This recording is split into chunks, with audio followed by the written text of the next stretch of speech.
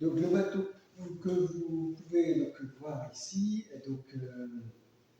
on est donc dans le port de Vannes, donc un bateau, donc un Sailcraft Iroquois Mk2, un bateau qui a déjà 50 ans, puisqu'il a été fait avant 1980.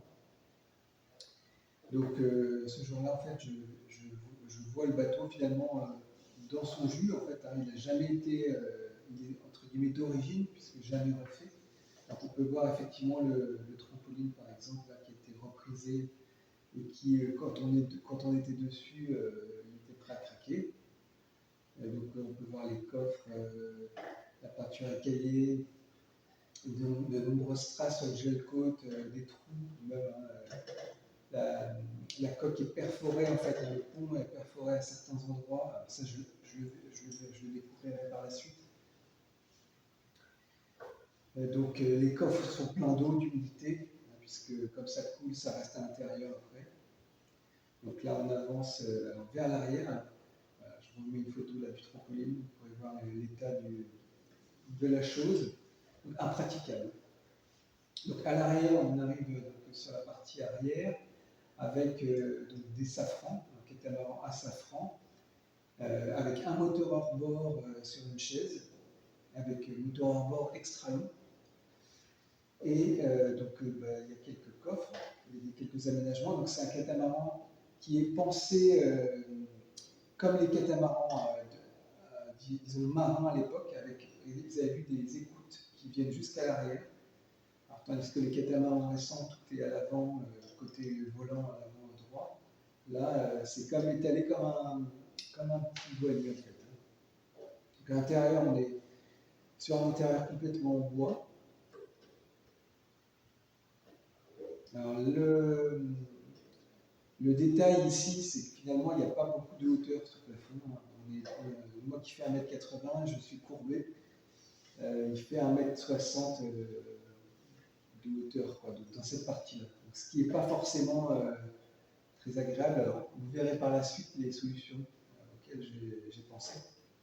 Donc là, on a une table à cartes qui prend beaucoup de place une fois dépliée, avec une sorte de banquette de rangement dans l'entrée. Donc là, une table ici et donc deux bancs pour pouvoir manger.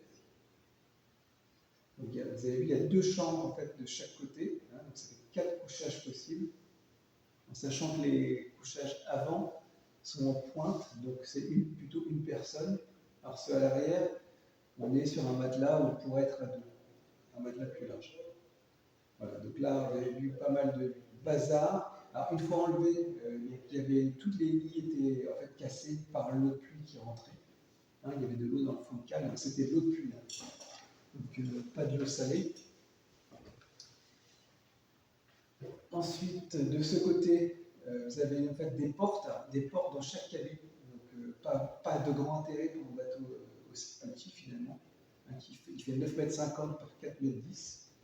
Voilà, donc l'autre couchette avec aussi finalement un plancher qui craque, en fait, qui sera refait. Une cuisine assez longue qui prend finalement toute la largeur de la coque. Un évier en tout cas très long. Et là, on a à l'entrée un placard.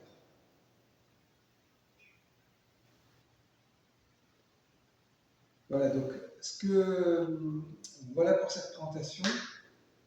Je fais dans les prochaines vidéos, on verra la manière dont je compte me prendre, la manière dont on verra dans les prochaines vidéos les différentes étapes. Et donc la manière dont je vais m'y prendre, en fait, c'est d'abord de pouvoir, comme je vous l'indique ici, c'est de pouvoir d'abord traiter toute la partie vitale, c'est-à-dire la coque. Ensuite, traiter les infiltrations d'eau pour en fait stopper les problèmes à l'intérieur.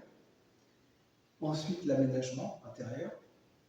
Et comme là, la période ne se prêtait pas trop à la navigation, on pourra par la suite s'occuper de l'accastillage et des gréements, les voiles, etc. pour la navigation. Voilà, merci, à bientôt.